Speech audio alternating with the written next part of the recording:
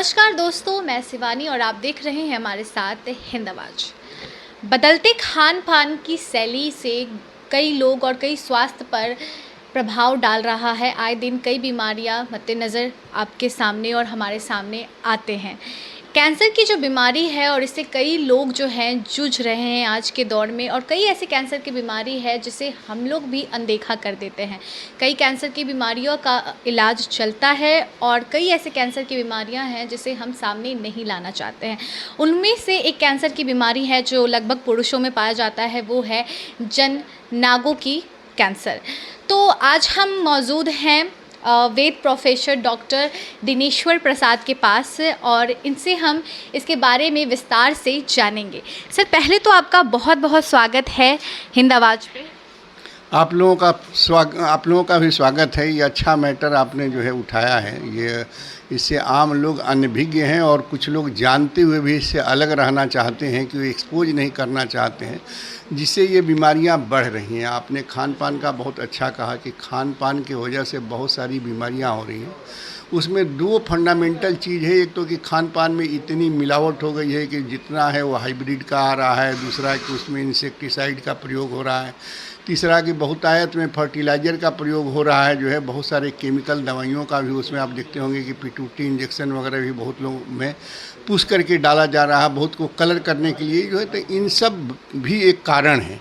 दूसरा ये है कि लाइफ स्टाइल हम लोगों के यहाँ जो खाने पीने का था, हम लोगों के यहाँ भारत में या हमारे आयुर्वेद में या परंपरा में रही है कि मौसम के अनुसार जो है आपको देश के अनुसार, काल के अनुसार खान पान जो है अलग अलग राज्यों का अलग अलग होता था। जो है आप देखिए कि बंगाल के लोगों को रोटी खिला दिया जाए तो बीमार पड़ जाएंगे, अगर पंजाब के लोगों को चावल खिला दिया जाए तो बीमार पड़ जाएंगे। तो वहाँ के क्लाइमेट के अनुसार हर संस्कृति में हर जगह का वहाँ के लोकल स्थितियों को देखते हुए भोजन का चयन, माने खाने पीने का चयन किया गया था उसके अनुसार। दूसरा कि टाइम का भी जो है, तीसरा जो फैक्टर होता है कि टाइम का ही महत्व जो है होता है कि टाइम का महत्व ये होता है कि हम लोगों के यहाँ ब्रह्म मुहूर्त से नित्य क्रियाएँ स्टार्ट होती हैं और उसके बाद खान पान का स्टार्ट होता है। तो आजकल न सोने का कोई टाइम है न जगने का कोई टाइम नहीं है। जब सोने जगने का टाइम नहीं है तो खान पान पर भी उसका असर पड़ेगा जो है। सर, पुरुषों के जननांगों में होने वाली ऐसे कौन कौन से कैंसर हैं?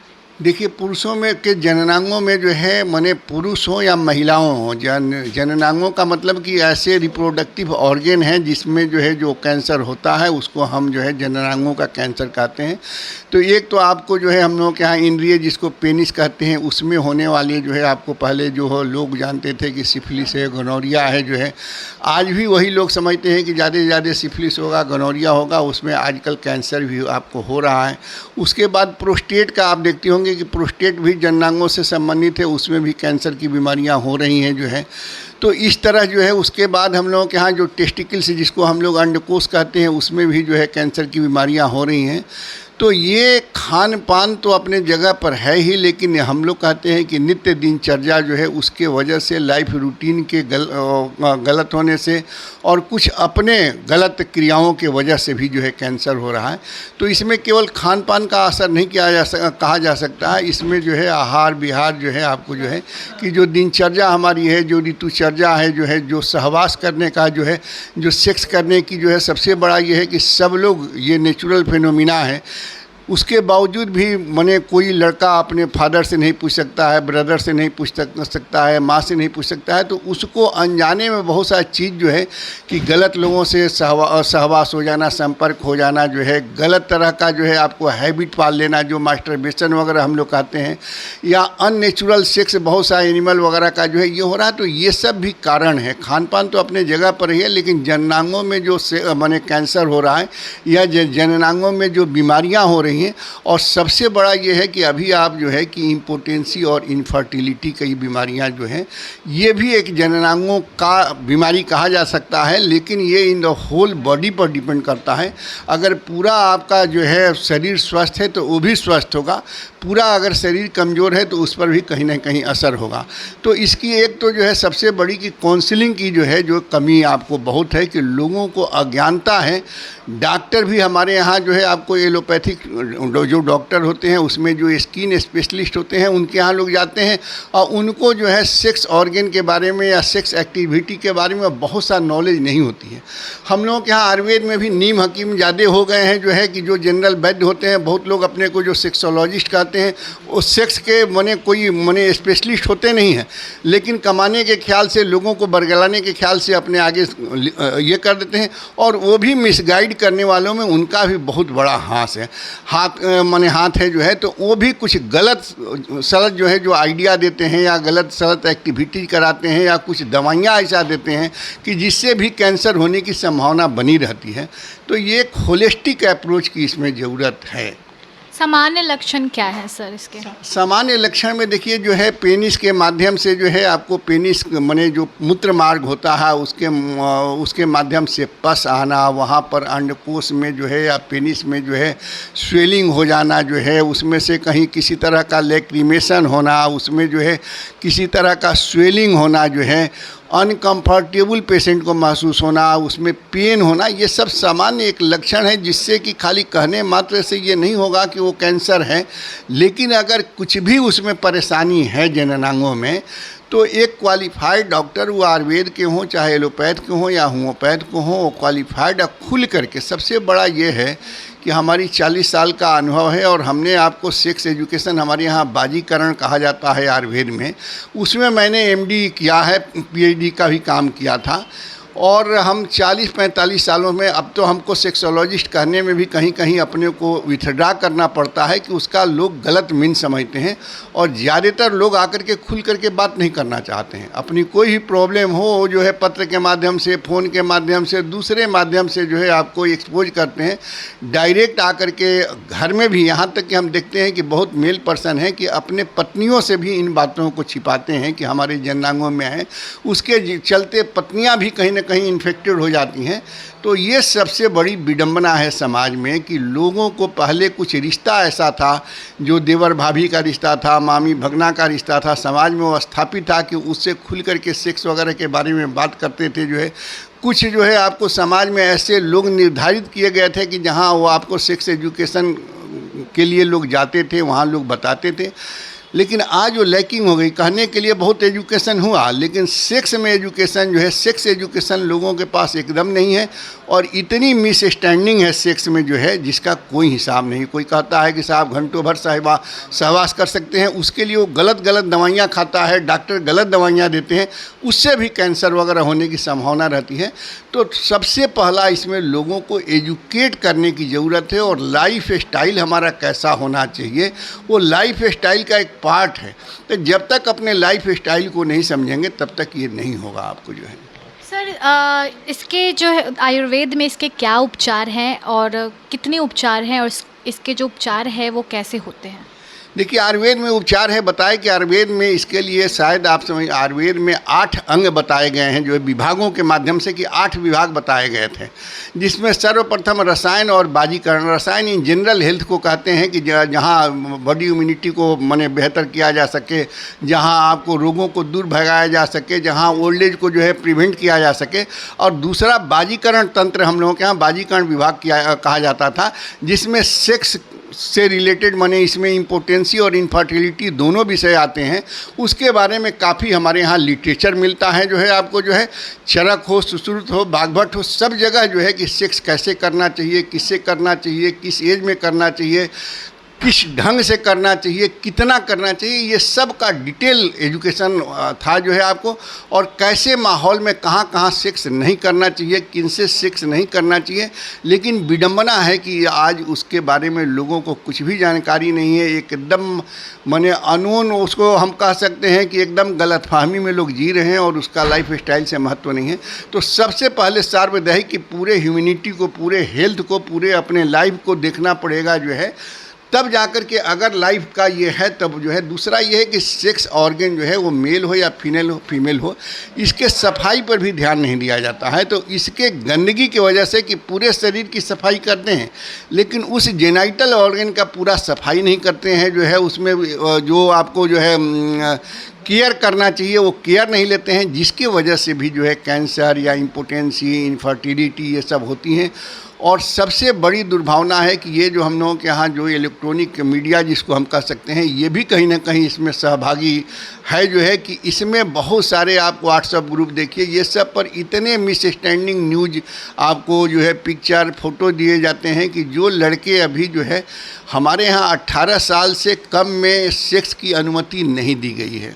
आयुर्वेद में जो है या भारतीय परंपरा में थे, आज भी आप देखती होंगी कि जो शादी विवाह का जो एज निर्धारित किया गया है शायद उसका वही कहीं ना कहीं होगा।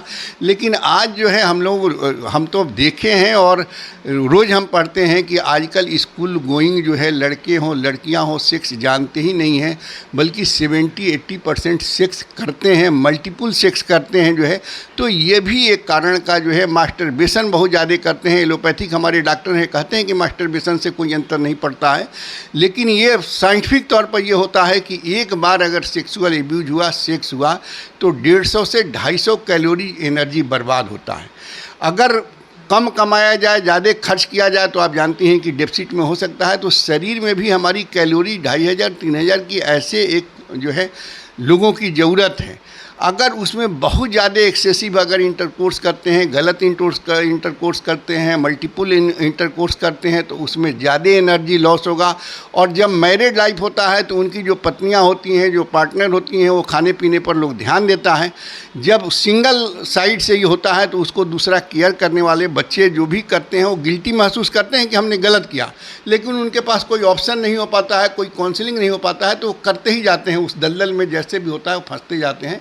तो ये सब आपको सबसे बड़ी कमियां हैं कि इसमें एक proper sex education, proper sexologist हमारे यहाँ आयुर्वेद में भी बाजीकरण तंत्र जो है उस टाइप से डेवलप नहीं कर पा रहा है। लेकिन हमने बाजीकरण पर आपको एमडी किया है जो है, और इसमें एक विभाग को अलग से स्थापित बहुत जगह जो है सेक्स क्लिनिक करके खुला है, लेकिन उसमें भी हमारे जो भी जो है लड़के हों लड़कियां हों आ जा कर के खुल कर के बातें नहीं कर पाते हैं।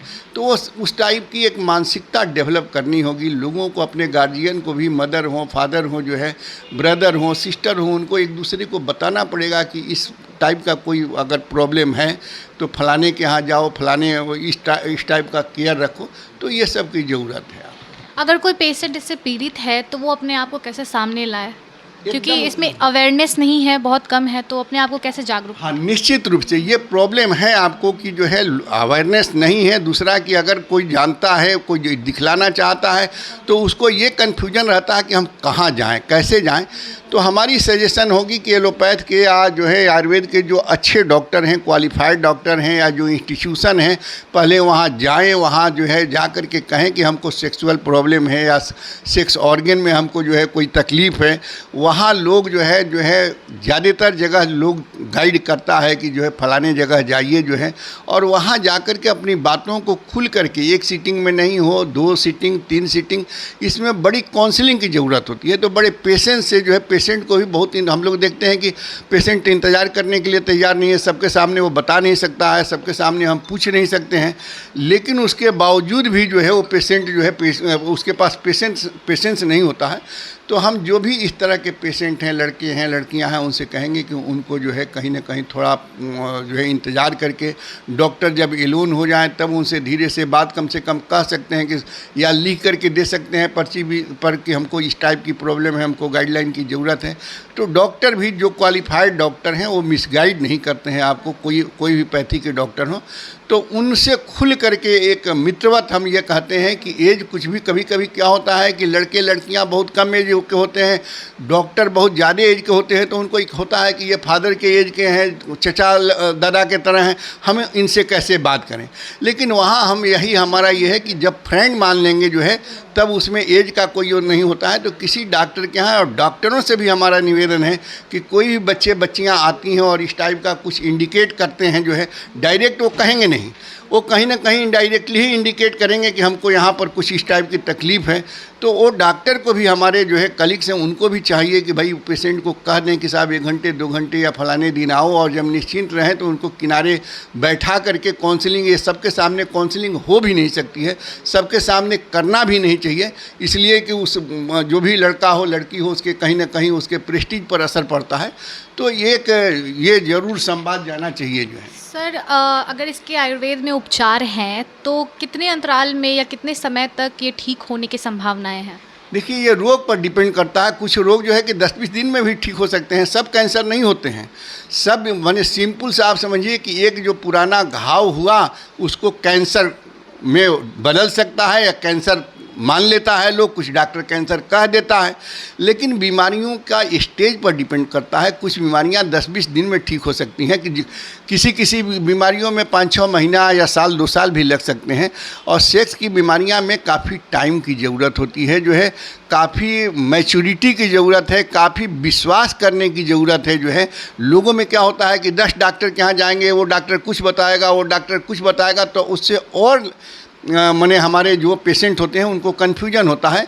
तो डॉक्टरों के चयन करने में वो बहुत बढ़िया से आजकल गूगल वगैरह पर सर्च कर सकते हैं, दूसरे जगह लोगों से जो है, जो सामान्य जनरल फिजिशियन होते हैं या जो फैमिली डॉक्टर होते हैं उनसे राय ले सकते हैं। और हम तो ये कहेंगे कि अपने भाई हों, अपने बहन हों, अपने माता हों, पिता हों, उनसे भी सेक्स का प्रॉब्लम है तो डायरेक्टली नहीं कह सकें, लेकिन इनडायरेक्टली कहने में कहीं कोई हर्ज नहीं है कि पिताजी हमको इस टाइप का कोई तकलीफ़। जो माता होता है, पिता होता है, वो मैच्योर्ड होता है, वो इस स्टेज से गुजरा हुआ होता है, तो उसको अपने बच्चों के प्रति ये भी होती है, तो वो चाहता है कि हम बेहतर से बेहतर सर्च करके हम अच्छे जगह इसका इलाज करावें। तो ज़्यादा हमारा ये है कि अपने गार्जियन से, अगर गार्जियन से न खुल सकें तो अपने पैरेलल जो मैच्योर्ड फ्रेंड हो, कुछ फ्रेंड जो होते हैं कि मैच्योर्ड नहीं होते हैं, वो गलत ये डिसीजन देते हैं, तो अपने से जो ज़्यादा एज के जो फ्रेंड हो सकते हैं जो है उनसे राय लें, तो हम समझते हैं कि वो लोग गाइड कर सकता है। और समाज में मैं पुनः ये चाहूँगा कि जो हमारे यहाँ परंपरा थी, जो है वो परंपरा को अगर कायम किया जाए तो उससे भी सेक्स एजुकेशन का बहुत बड़ा समस्या सॉल्व हो सकता है। आजकल एलोन फैमिली के चलते भी कि मदर हैं, फादर हैं, एक ही भाई हैं, बहन हैं, एक ही जगह रहते हैं, वहीं सेक्स करते हैं, कुछ ना कुछ उनको मिसअंडरस्टैंडिंग होती है, तो उसमें भी थोड़ी प्रिकॉशन रखने की ज़रूरत है, थोड़ी काउंसलिंग करने की ज़रूरत है। और तीसरी बात ये होती है कि उसको जो है रेफर करने की ज़रूरत होती है कि कहाँ हम रेफर करें कि उसको बेहतर जो है गाइडलाइन मिल सके। सर, ये जो रोग है ये क्या सामान्य से पुरुषों में है या महिलाओं में भी आता है? नहीं, महिलाओं में मैडम ये बताएं कि जो है महिलाओं में ये रोग ज़्यादा है।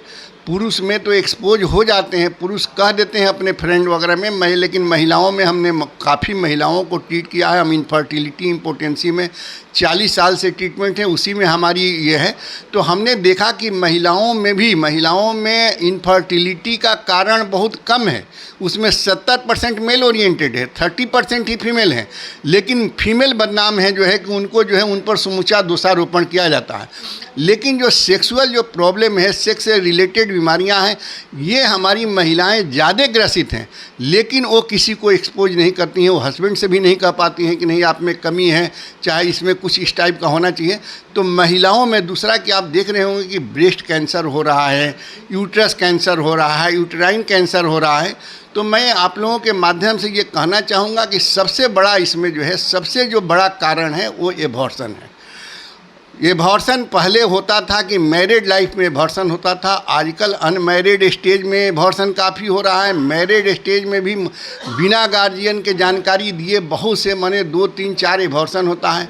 आप जानते हैं कि जिस दिन से महिलाएं कंसीव होती हैं उसी दिन से एक तरह से ब्रेस्ट में हार्मोनल चेंजेज आते रहता है, उसमें बहुत सारे जो है जो मिल्क डक्ट वगैरह जो है डेवलप करने लगते हैं। तो 6 महीने 7 महीने में महिलाएं जो है एबॉर्शन करा रही हैं उसके स्तन में पूरा दूध रहता है। तो जब एबॉर्स हो गई तो अगर डिलीवर होती हैं तो बच्चा पीता है, ये भर्स हो गया तो किसी से कहती नहीं है, ना ब्रेस्ट को जो है मैंने ब्रेस्ट पंप वगैरह होता है उससे निकालती हैं। तो वो जो है एक कारण जो हमारा अपना जो मानना है, एलोपैथ के डॉक्टर माने या ना माने, यहाँ खुले मंच पर चूँकि बात हो रही है, तो हमारा ये है कि भर्सन के चलते सेक्सुअल प्रॉब्लम, इनफर्टिलिटी, इम्पोर्टेंसी और सेक्स से रिलेटेड जो कैंसर की बात कह रही हैं, यूटेराइन कैंसर वगैरह हो या मेल में जो है पेनिस का कैंसर हो या प्रोस्टेट का कैंसर हो, कहीं ना कहीं ये भी जो है आपको जो है मल्टीपल सेक्स और सबसे बड़ा जो है कि बार बार एबॉर्शन होना जो है, और बड़े माने 4 महीना 5 महीना 6 महीने के बाद जो एबॉर्शन होते हैं उसमें जो है सेक्सुअल ऑर्गन महिलाओं का काफ़ी प्रभावित होता है और वो किसी से एक्सपोज नहीं कर पाती हैं। वो रेस्ट जब महिलाएं डिलीवर होती हैं तो पहले 1.25 महीना रेस्ट लेने के लिए कहा जाता था। आज तो महिलाएं डिलीवर्ड भी होती हैं तो सवेरे डिलीवर्ड हुई, शाम को खाना पीना बनाने लगती हैं, बच्चों को कोई करने वाला नहीं है। तो जब एबॉर्शन होता है तो वहाँ जो है, और एबॉर्शन अभी भी लीगल तो हो ही रहा है, इलीगल ज़्यादातर जो है गलत लोग एबॉर्शन करा रहे हैं, जो है गलत लोग माने डॉक्टर जो हैं तो वो जो है जो प्रॉपर केयर रखना चाहिए वो शायद नहीं हो पा रहा है। तो एक फीमेल हो या मेल हो, उसके जो है आपको जो है एक बड़ा कारण जो है ब्रेस्ट कैंसर का हमारा ये है कि ब्रेस्ट कैंसर या यूट्रस कैंसर जो है उसमें सबसे बड़ा महिलाएं सहवास करके जो है जो साफ़ सफाई पर ध्यान नहीं रखती हैं, वो भी एक कारण जो है आपको जो है कि कहीं ना कहीं वो सीमेन रात भर पड़ा रहता है वैसे ही, तो उससे भी बहुत सारी इन्फेक्शन होने की चांसेज रहती हैं। तो आपने देखा, हम लोग ने वैद्य प्रोफेसर से बातचीत की और बीमारियों की, इस तरीके की बीमारियों के बारे में भी जाना। हालांकि इस तरीके की बीमारी समाज से बहुत ही अछूता है क्योंकि कई लोग इसको सामने लेकर नहीं आते हैं और कई लोग इसको अनदेखा कर देते हैं। इसकी वजह से ये जो बीमारी है वो बढ़ते जाता है और समाज में भी इस तरीके की बीमारी को लेकर कोई जागरूकता नहीं है। फिलहाल के लिए तो बस इतना ही। बने रहे हमारे चैनल हिंद आवाज़ के साथ।